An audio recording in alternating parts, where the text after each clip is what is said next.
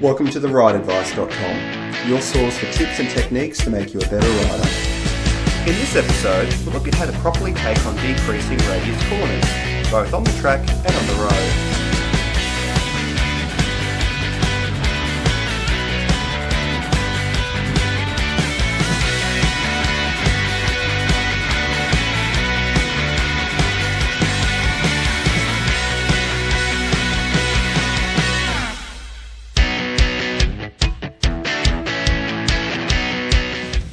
Here's the view of the entry of a decreasing radius turn. The red line represents a tight line, riding as close to the inside of the corner as possible. The instinctive line to take for a motorcycle rider. The blue line represents the outside line, the correct line to take around a decreasing radius corner, giving the rider the ability to take a late apex, maximising their exit speed.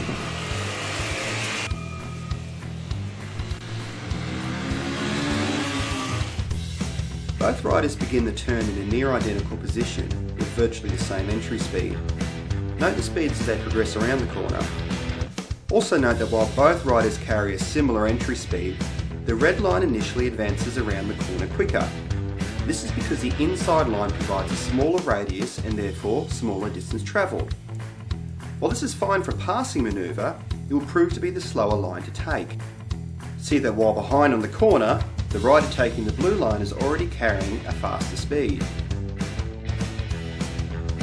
The rider taking the outside or blue line continues to carry a faster speed. He quickly overtakes the rider with the tighter line. The rider that took the tight red line exits the corner last and hits 54 km an hour on exit. Taking the wide line and late apex, the other rider exits first, hitting 62 km an hour. Keeping in mind that this example uses a Honda CBR 250R, that's a speed differential of 8 km within just a few metres.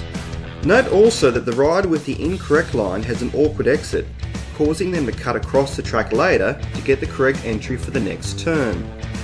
Getting the wrong line can not only hurt you in one corner, it can cause problems for subsequent ones too. Let's take a look at the same corner and entry from the bike's perspective. A rider will naturally look towards an apex, the point that they want to hit with the bike. But the apex of a decreasing radius turn is beyond where an apex is for either an increasing or constant radius turn. From this view, we can't actually see the apex yet.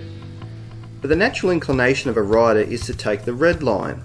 Looking at the inside of the corner, the bike will steer in that direction. But as we saw, while this is a faster way to get through the first part of the turn, it not only ends up being slower overall, exit speed is also compromised. The correct line is in blue, going around the outside of the turn and hitting a late apex. This is our apex.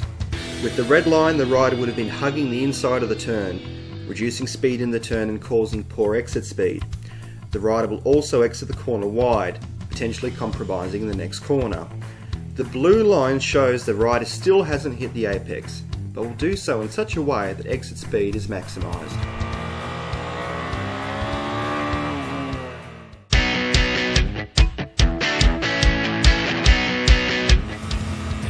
Let's take what we've learned to the road. The same principles apply: wide and late turn in and late apex. However, on the road you need to keep two things in mind. First is lane discipline. Ideally, our apex would be here, but that leaves very little safety margin against oncoming traffic. So while our apex is still late, we'll need to give some room to the centre of the road. Secondly is our wide entry. Again, ideally this would be our line, but because of leaves, debris and surface conditions, we need to take a line that's further away from the side of the corner.